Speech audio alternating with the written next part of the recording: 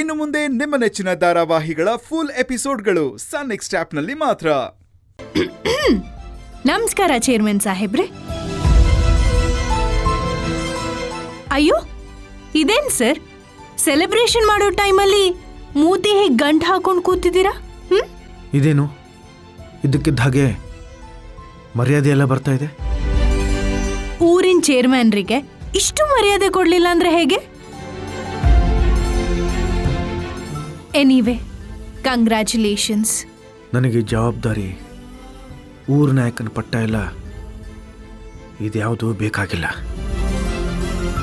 ಸೂರ್ಯವಂಶದ ಕುಡಿನೇ ಹೇಗಂದ್ರೆ ಹೇಗೆ?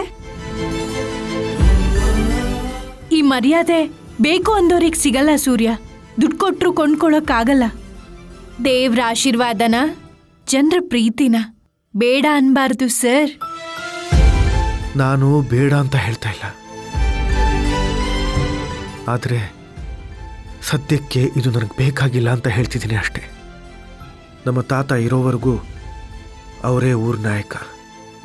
ಅವ್ರು ಸಿಗೋವರೆಗೂ ನನಗೆ ನೆಮ್ಮದಿನೇ ಇಲ್ಲ. ಮೊದಲು ಅವ್ರ ಮನೆಗೆ ಬರಬೇಕು. ಅವರೆಲ್ಲಿದ್ದಾರೋ, ಹೇಗಿದ್ದಾರೋ.